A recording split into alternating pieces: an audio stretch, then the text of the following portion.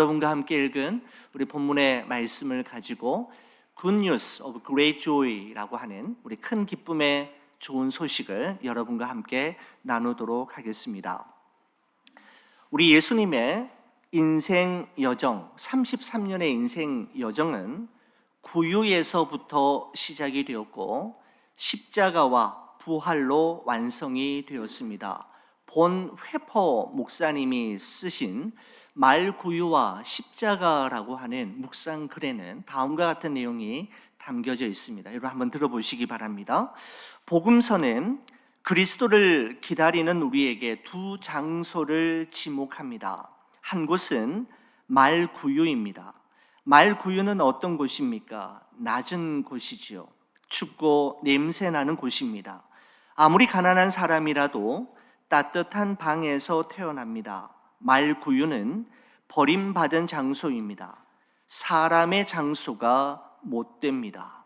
또 한 곳은 십자가입니다. 십자가는 죽임을 당하는 장소입니다. 가장 흉악한 죄수를 가장 참혹하게 죽이는 형틀이지요. 도저히 사람이 있을 곳이 아닙니다. 하나님의 아들에게는 결코 어울리지 않는 장소입니다. 그곳은 하나님의 장소가 아닙니다. 하나님이 없는 장소입니다. 하나님께 버림받은 자들의 장소이지요. 그런데 우리 그리스도는 말구유에서 태어나셨고 십자가에서 죽으셨습니다 라는 말로 본회퍼 목사님의 짧은 묵상의 길이 마무리되는 것을 보게 됩니다. 여러분 그렇습니다. 우리 예수님의 생애의 시작은 말구유 안에서였고 그분의 생애 마지막은 십자가 위에서였습니다.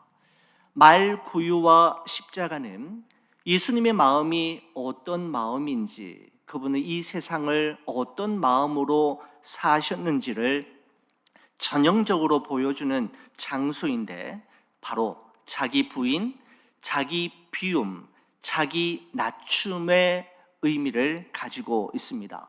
바로 이러한 예수님의 마음을 빌립보서 2장이 아주 자세히 잘 설명하고 있는데 바울은 이렇게 이 세 가지 마음을 우리에게 소개하고 있습니다. 너희 안에 이 마음을 품으라. 곧 그리스도 예수의 마음이니 그는 곧 하나님의 본체시나 하나님과 동등됨을 취할 것으로 여기지 아니하시고 자기 부인에 대한 말씀입니다. 오히려 자기를 비워 종의 형체를 가지사 사람들과 같이 되셨고 자기 비움에 대한 이야기지요. 사람의 모양으로 나타나사 자기를 낮추시고 죽기까지 복종하셨으니 자기 낮춤을 이야기합니다. 곧 십자가의 죽으심이라 라고 이야기하면서 예수님은 자기를 낮추시되 십자가에 죽으시기까지 낮추셨다라고 말씀하고 있습니다. 여러분 오늘날 여러분과 제가 살아가고 있는 이 세상에서 일어나는 많은 문제들과 사건들 그리고 교회 안에서 발생하는 모든 갈등과 분열은 자기 부인이 아닌 자기 증명을 하려 하기 때문이고 자기 비움이 아닌 자기 자신을 위해서라면 더 좋은 것을 더 많이 채우려 하기 때문이며 자기 낮춤이 아닌 자기를 더 높이고 더 과장하기 때문에 생기는 것이다 라고 해도 결코 지나친 말은 아닐 것입니다. 사랑하는 우리 교회 여러분, 2024년의 성탄주의를 맞이하면서 예수님과 뗄래야 뗄 수 없는 두 장소인 말구유와 십자가를 통해 그리스도 예수의 마음을 우리가 회복하고 그 그리스도 예수의 마음으로 이 한 해를 매듭지으며 새로운 한 해를 시작한다면, 준비한다면 이보다 더 의미 있는 시간은 없으리라 생각이 듭니다. 오늘 여러분과 함께 읽은 이 본문의 말씀은요 2000여 년 전 유대 땅 베들레헴 작은 마을에서 있었던 예수님의 첫 번째 성탄의 현장으로 여러분과 저를 초대하고 있습니다. 그럼 그때의 상황에 대해서 누가복음의 저자는 8절에서 10절 말씀에 다음과 같이 증언하고 있습니다. 여러분 성경책 한번 보시겠습니까? 이렇게 기록합니다. 그 지역에 목자들이 밤에 밖에서 자기 양떼를 지키더니 주의 사자가 곁에 서고 주의 영광이 그들을 두루 비추며 크게 무서워하는지라. 천사가 이르되 무서워하지 말라. 보라, 내가 온 백성에게 미칠 큰 기쁨의 좋은 소식을 너희에게 전하노라 라고 말씀하고 있습니다. 여러분, 첫 번째 성탄의 기쁜 소식을 가장 먼저 전해 들은 사람은 어느 누구도 예상치 못했던, 그들이라고 기대하지 않았던 밤에 양떼를 지키는 목자들이었노라고 성경은 우리에게 증언하고 있습니다. 여러분, 이것이야말로 성탄이 우리에게 전해주는 위대한 역설이자 반전의 메시지라고 할 수가 있지요. 하나님께서는 온 세상에 임한 가장 큰 기쁨의 좋은 소식을 무소불위의 절대 권력을 가진 로마 제국의 황제가 아니라 낮고 천한 신분의 목자들에게 가장 먼저 전하셨습니다.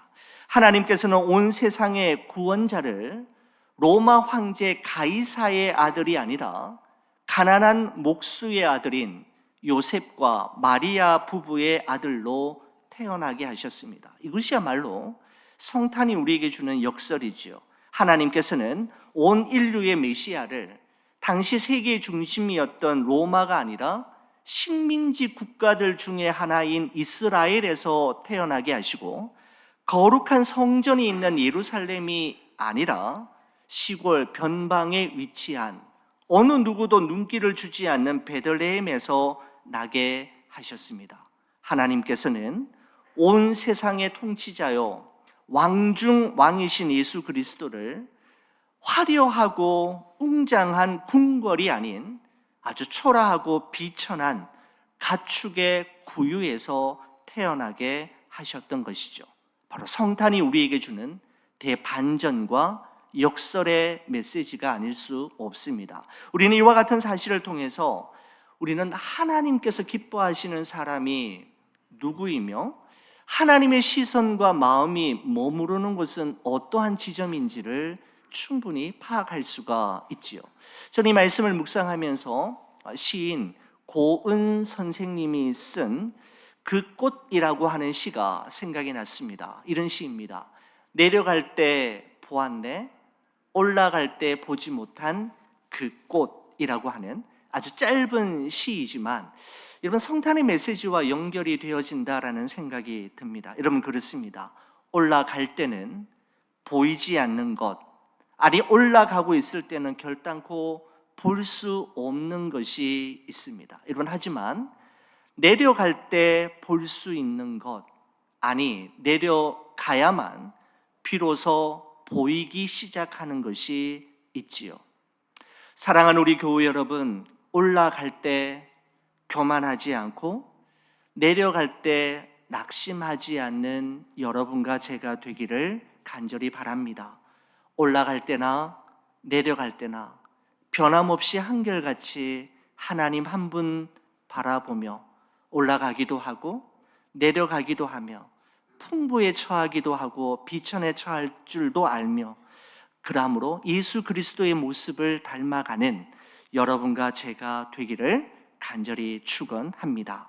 여러분, 이처럼 밤에 밖에서 양떼를 지키던 목자들은 주의 천사들을 통해 큰 기쁨의 좋은 소식을 듣게 되는데, 그 좋은 소식의 구체적인 내용이 무엇이었을까요? 두 가지 내용이었다라고 저는 오늘 이 본문의 말씀을 보았습니다. 여러분, 11절 말씀 한번 보시겠습니까? 이렇게 말씀합니다. 오늘 다윗의 동네에 너희를 위하여 구주가 나셨으니 곧 그리스도 주시니라 라고 말씀하고 있습니다.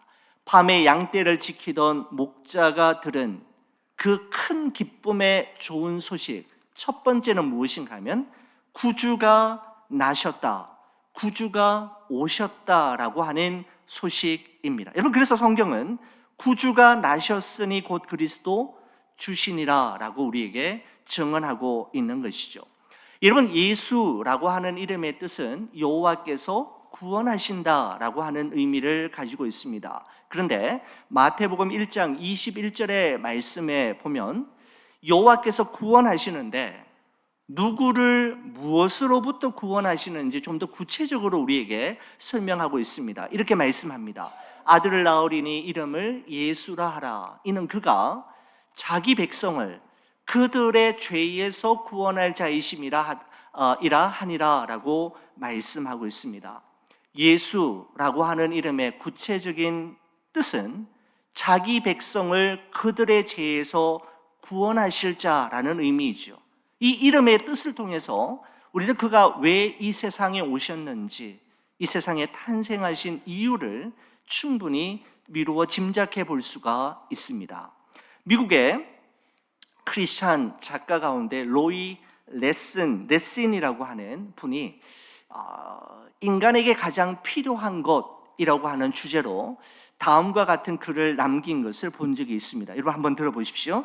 인간에게 가장 필요한 것이 지식이었다면 하나님은 우리에게 교육가를 보내셨을 것이다. 인간에게 가장 필요한 것이 건강이었다면 하나님은 구원자로 우리에게 의사를 보내셨을 것이다. 인간에게 가장 필요한 것이 돈이었다면 하나님은 우리의 구원자로 사업가를 보내셨을 것이다. 인간에게 가장 필요한 것이 즐거움이었다면 하나님은 우리에게 연예인을 보내셨을 것이다. 그러나 하나님께서 예수님을 이 세상에 보내신 것은 인간에게 가장 필요한 것이 죄의 문제를 해결하는 것이었기 때문이다 라고 말씀하고 있습니다. 그렇습니다. 예수님께서 사람의 몸을 입고 하늘의 영광스러운 보좌를 떠나 이 땅에 오신 이유는 바로 여러분과 저의 죄의 문제를 해결하기 위해서이었습니다. 여러분, 예수님께서 이 세상에 오시기 전 이 땅은 마치 사형 집행을 기다리는 사형수들의 거대한 감옥과도 같았습니다.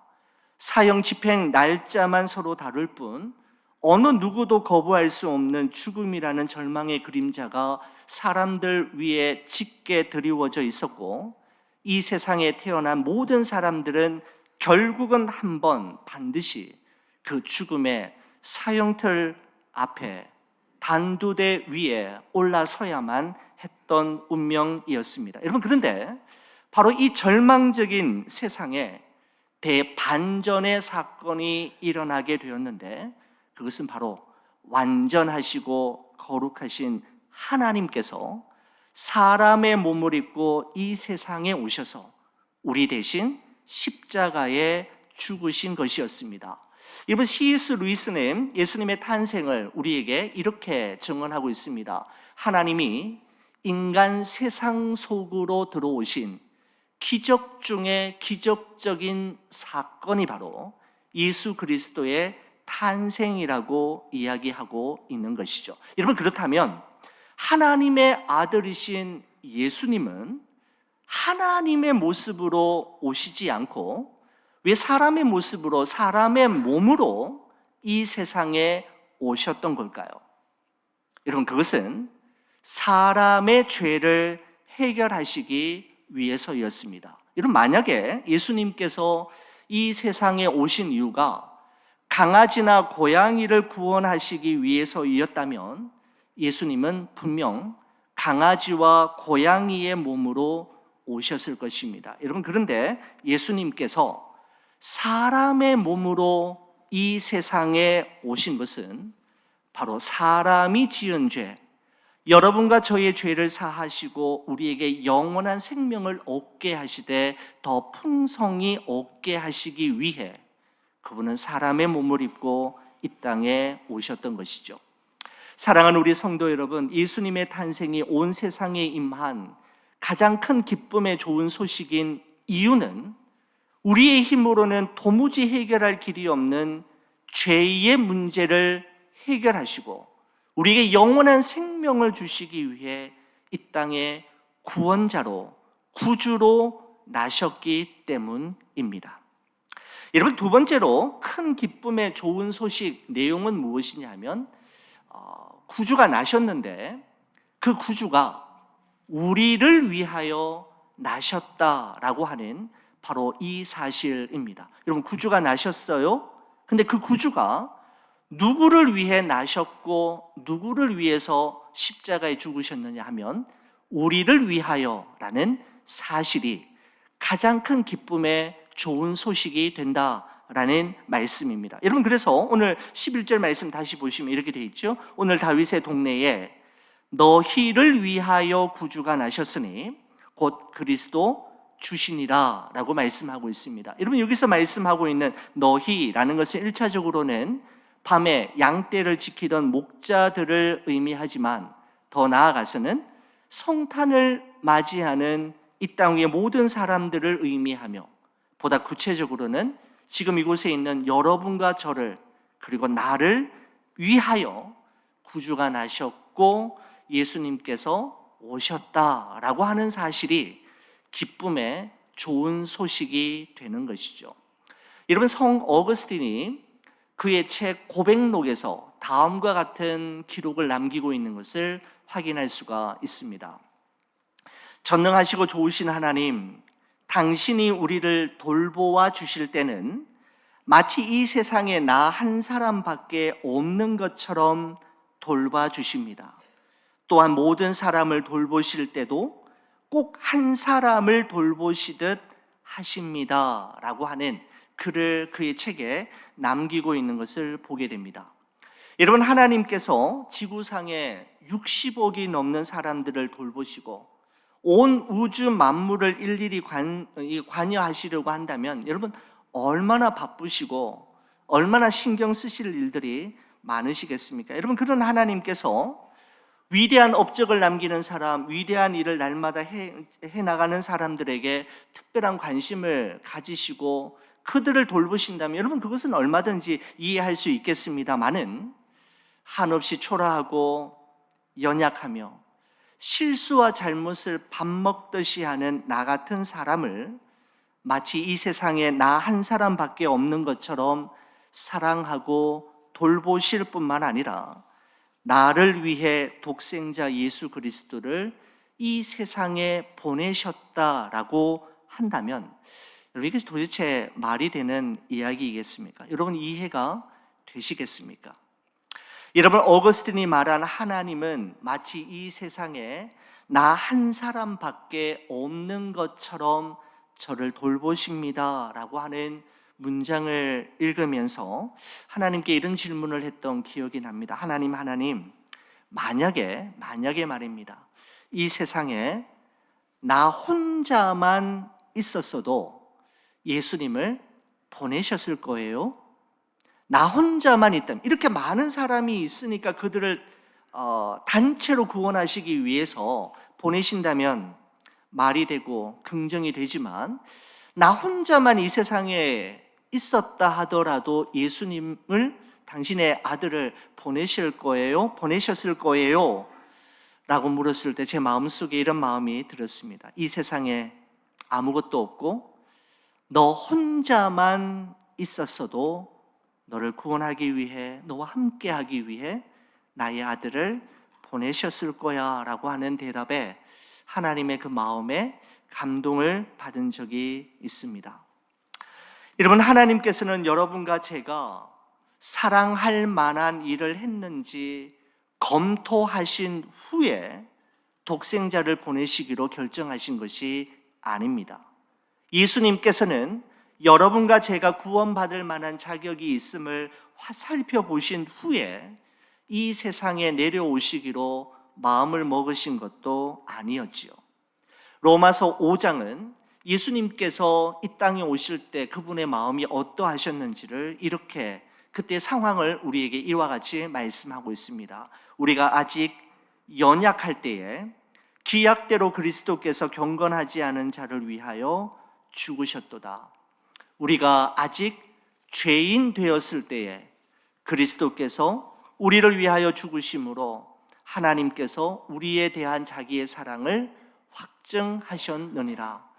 곧 우리가 원수 되었을 때에 그의 아들의 죽으심으로 말미암아 하나님과 화목하게 되었은즉이라고 이야기하면서 우리가 연약할 때, 우리가 아직 죄인 되었을 때, 우리가 하나님과 원수 되었을 때에 그분은 우리를 위하여 죽으심으로, 그리고 이 땅에 오심으로 우리에 대한 하나님의 사랑을 확증해 주셨다라고 말씀하고 있는 것이죠. 바로 이것이야말로 성탄이 우리에게 주는 성탄의 가장 큰 기쁨의 소식이라고 말씀드릴 수가 있습니다. 여러분, 큰 기쁨의 좋은 소식이라고 하는 이 표현을 한마디로 말씀을 드린다면 복음이라고 할 수가 있죠. 영어로는 가스펠, 그리고 헬라어로는 유앙겔리온이라고 하는 단어를 사용하고 있습니다. 여러분, 이 유앙겔리온, 복음이라고 하는 이 단어는 사실 당시 로마 제국에 통치하고 있을 때 황제의 생일 또는 황제의 아들이 태어났을 때 유앙겔리온이라고 하는 단어를 사용했다고 합니다. 또한 로마가 전쟁에서 승리했을 때 사용했던 단어가 복음, 유앙겔리온, 기쁜 소식이라고 하는 뜻을 담고 있는데, 누가 복음의 저자는, 바로 누가는 예수님의 탄생이야말로 복음 중에 복음, 큰 기쁨의 좋은 소식이라고 우리에게 말씀하고 있는 것이죠. 사랑하는 우리 성도 여러분, 예수님의 탄생이 큰 기쁨의 좋은 소식인 이유는 온 세상을 위하여 구주가 나셨기 때문이고, 그 구주가 나셨는데 그 구주가 우리를 위하여, 바로 나를 위하여 나셨기 때문입니다. 2000여 년 전에 있었던 예수님의 탄생이 오늘날 전쟁과 또 분쟁, 분열과 갈등, 슬픔과 아픔이 가득한 세계 열방 모든 백성 가운데, 그리고 우리 교회와 우리 성도님들의 가정과 여러분 한 사람 한 사람에게 큰 기쁨의 좋은 소식이 되시기를 우리 주의 이름으로 간절히 축원을 드립니다. 기도하시겠습니다. 하나님, 감사합니다. 예수님의 삶의 시작과 마지막을 보여주는 구유와 십자가를 생각하면서 너희 안에 이 마음을 품으라 곧 그리스도 예수의 마음이니 라고 하셨던 그 말씀을 다시금 생각합니다. 우리가 회복해야 할 마음, 우리가 다시 품어야 할 마음이 바로 그리스도 예수의 마음, 즉 자기 부인과 자기 비움과 자기 낮춤의 마음임을 주님께 고백합니다. 이 마음을 저희들에게 허락하여 주시고 이 마음으로 이 세상을 따뜻하고 밝은 세상으로 만들며 살아가는 저희들이 되게 하여 주시옵소서. 예수 그리스도의 탄생의 기쁜 소식이 전쟁과 분쟁, 분열과 갈등, 슬픔과 아픔이 가득한 세계 열방 모든 백성 가운데, 그리고 이 땅 위의 교회들과 우리 자신에게 가장 큰 기쁨의 좋은 소식이 되게 하여 주옵소서. 우리 주 예수 그리스도의 이름으로 기도 올리옵나이다. 아멘. 우리 모두